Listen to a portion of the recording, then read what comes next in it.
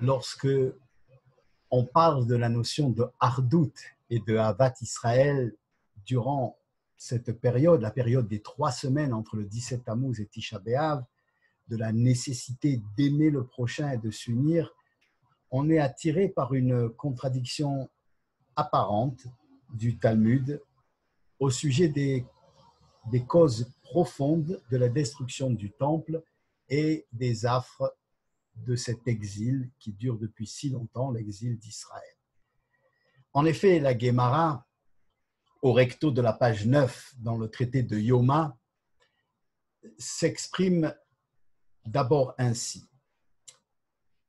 Mikdash Rishon mipne ma charev mipne shoshat dvarim shayu bo avodah zara ve'gilui arayot ve'shfichut damim.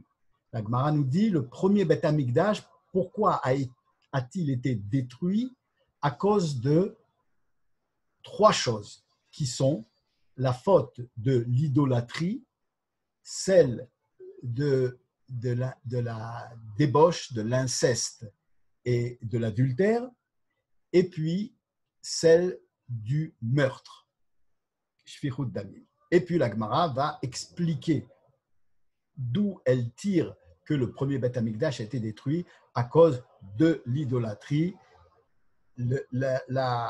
les interdits comme l'adultère et l'inceste, et puis aussi à cause des assassinats, des meurtres. Plus tard, c'est-à-dire quelques lignes après, la Gemara continue. Elle a expliqué pourquoi le premier Beth Amikdash a été détruit. Elle en arrive au deuxième Beth Amikdash, et c'est là qu'il va y avoir une contradiction, parce que la Gemara va nous dire Aval Mikdash Sheni shayu oskim batorah ou bemitzvot ou gmilut chasadim mipne ma charev mipne shaita bo sinat chinam lelametcha sheshkula sinat chinam keneged shlosha averot avodah zara gilui arayot veshfichut damim.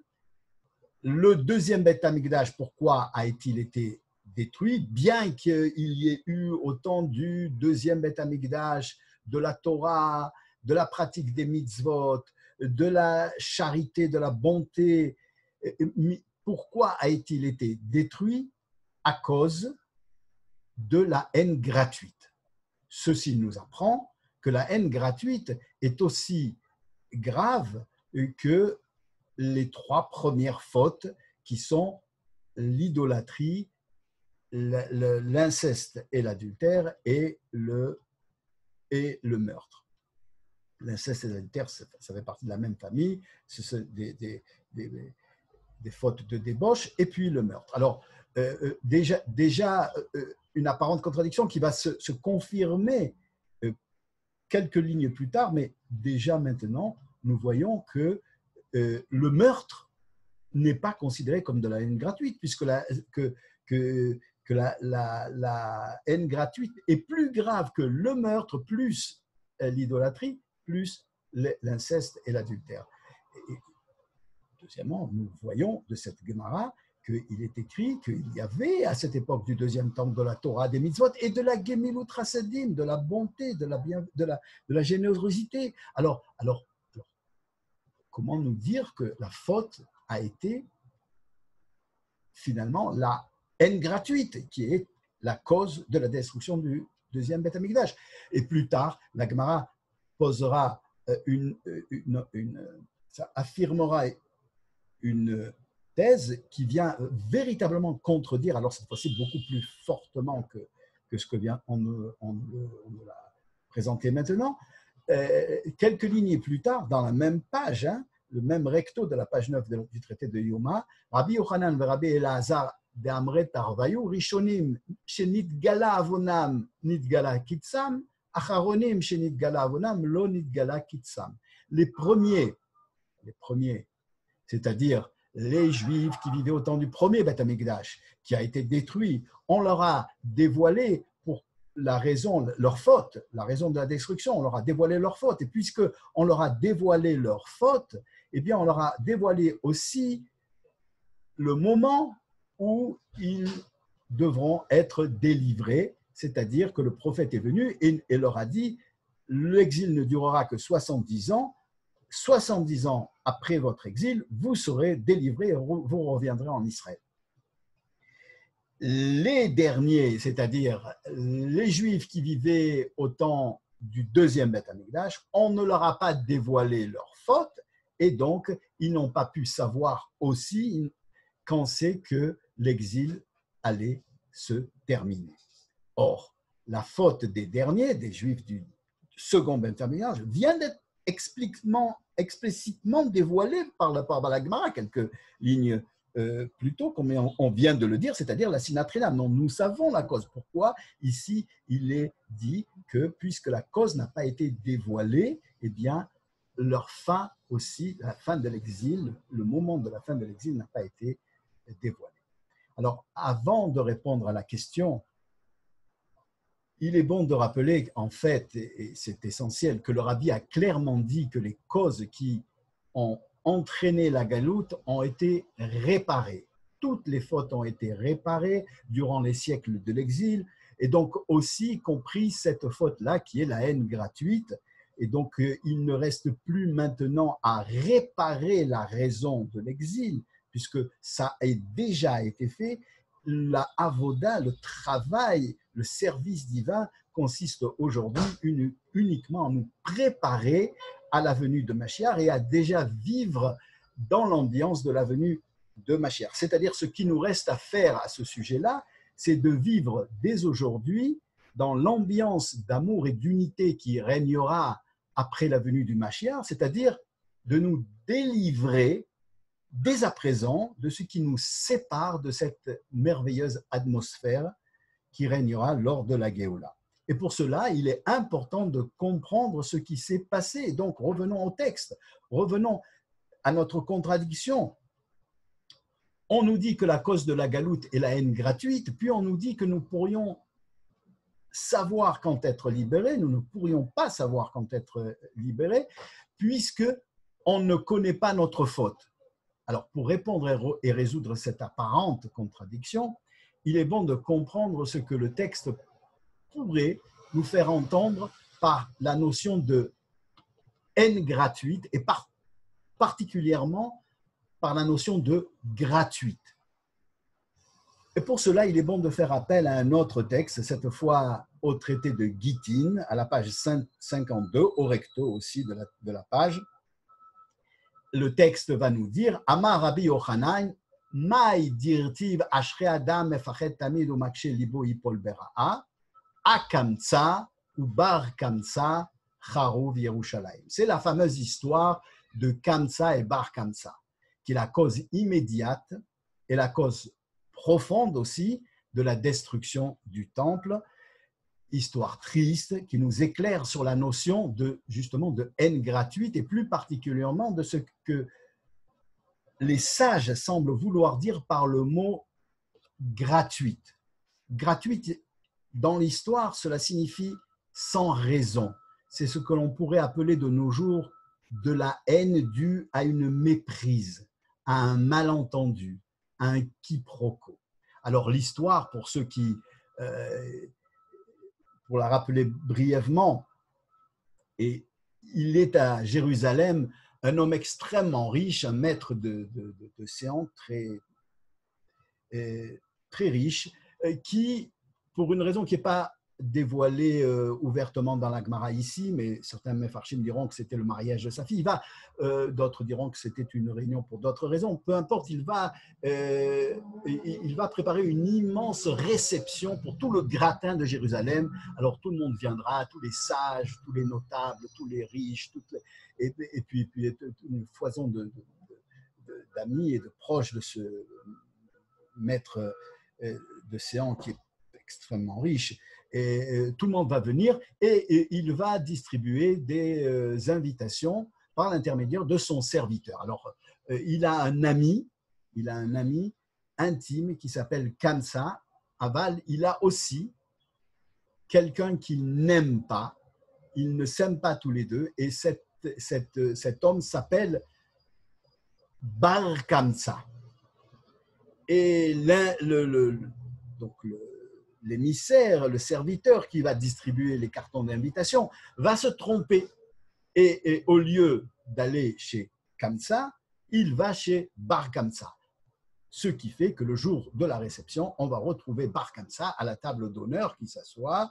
Il est invité, il est extrêmement heureux d'avoir été invité. Il se dit c'est merveilleux, il veut certainement faire la paix.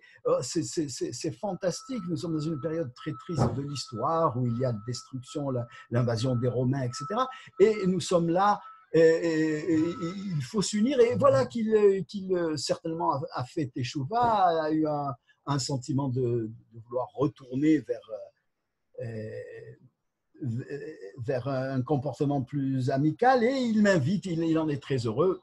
Lorsque le maître de séance va voir Bar Kamsa assis à la table d'honneur, il en peut plus. Il est persuadé que son ennemi Bar Kamsa est venu exprès pour l'humilier devant tout le monde.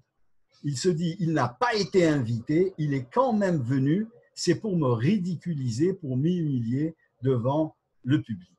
Alors, en colère, il s'avance vers Bar Kamsa et il lui dit, sors de cette réunion, tu n'as pas à être là, sors de cette réunion.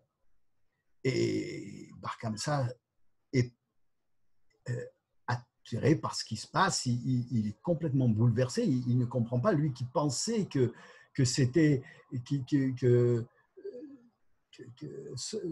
son ennemi s'était amendé, qu'il voulait témoigner de l'amitié, qu'il voulait témoigner au moins un sentiment d'ardoute, d'unité dans le peuple. Eh bien, devant tout le monde, il le fait sortir. Ah, j'ai compris, se dit-il. Il m'a fait inviter pour que je vienne afin de m'humilier devant tout le monde, pour me faire sortir devant tout le gratin de Jérusalem comme un vieil imbécile, baisser la tête et sortir, être humilié devant tout le monde. À quel point il est descendu cette ordure. Il m'a fait inviter pour me faire sortir. Alors il le supplie, il lui dit mais je peux pas, c'est humiliant pour moi. Je te paye ma place, tout ce que je vais manger, je te le paye. Il lui dit non, sors. Mais pourquoi? Je te paye la moitié du repas, sors. Je te paye tout le repas, sors.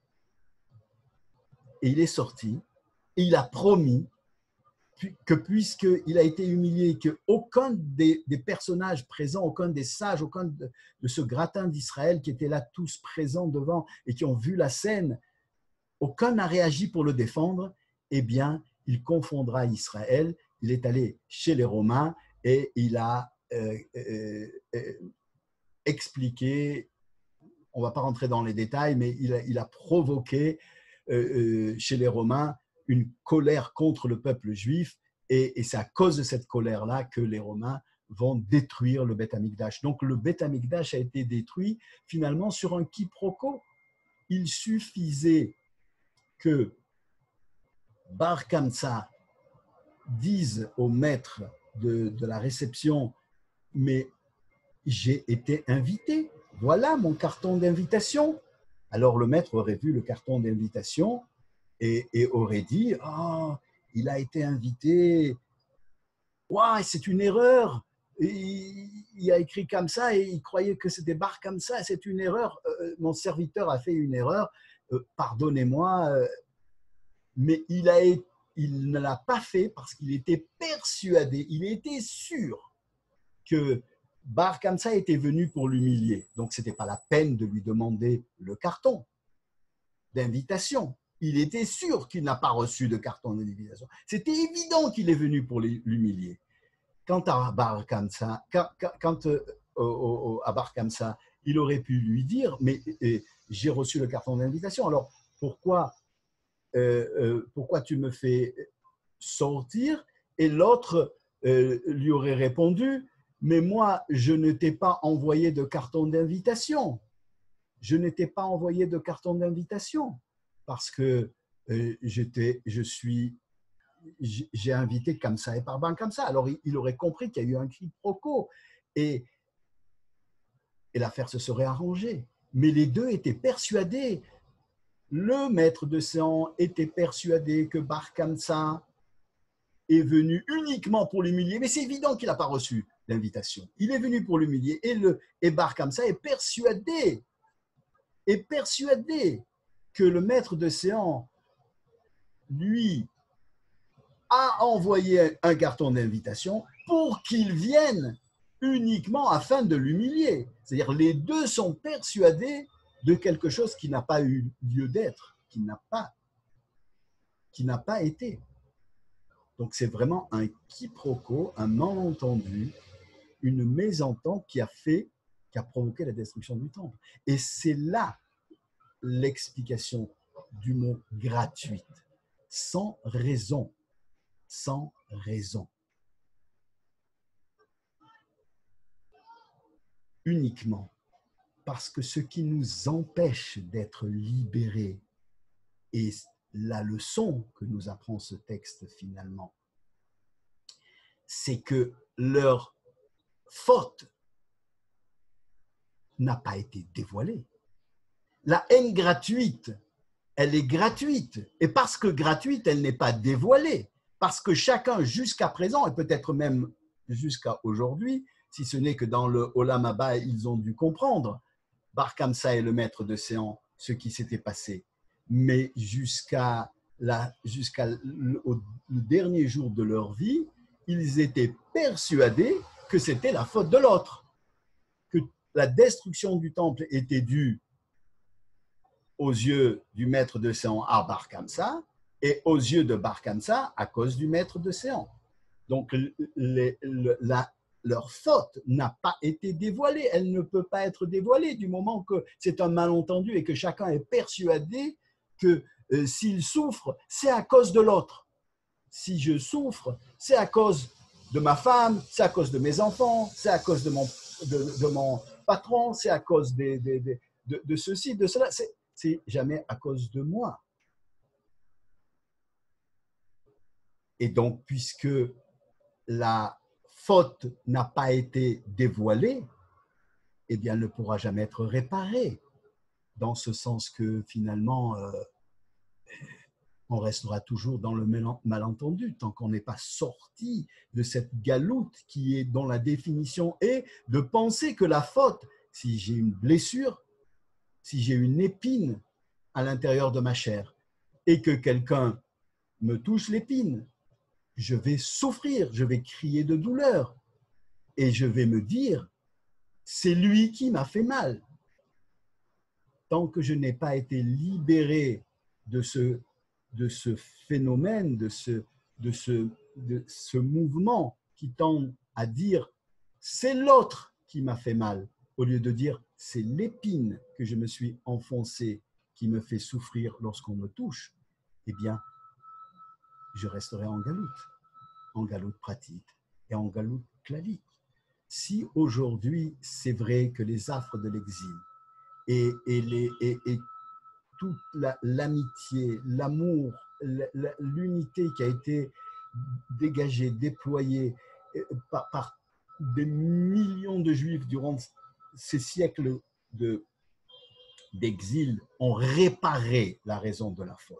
S'il est vrai que de nos jours, on n'a plus de raison de rester en galoute, le Rabbi nous dit que le travail consiste, et c'est ça tout notre mérite et notre gloire, et lorsque Mashiach viendra, de ça, on en aura jusqu'à la fin des temps une nostalgie de ces moments-là, de ces derniers moments-là de la galoute, où on a déjà préparé la Géoula en commençant à vivre cette amitié, cet amour, cette unité qui nous lie entre nous et qui nous lie de manière intrinsèque, de manière essentielle et qui explosera et qui exhalera le parfum de la Géoula lorsque Mashiach viendra finalement.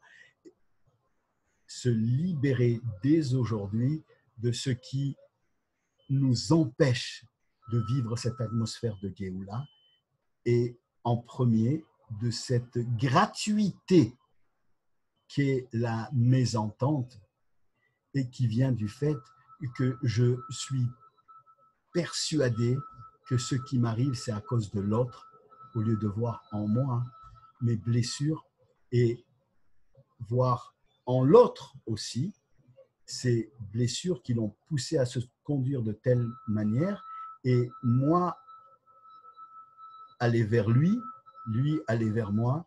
Bien sûr, lui aller vers moi, ce n'est pas à moi d'en décider, puisque chacun a son libre arbitre, mais en tant que juif qui veut faire ce travail de préparer la venue de Mashiach en vivant déjà ce qui se passera au moment de la Géoula, c'est chercher à comprendre ce qui se passe en moi, ce qui se passe en l'autre, et à véritablement s'unir, et pour cela se débarrasser de cette gratuité qui est de penser que c'est toujours la faute de l'autre.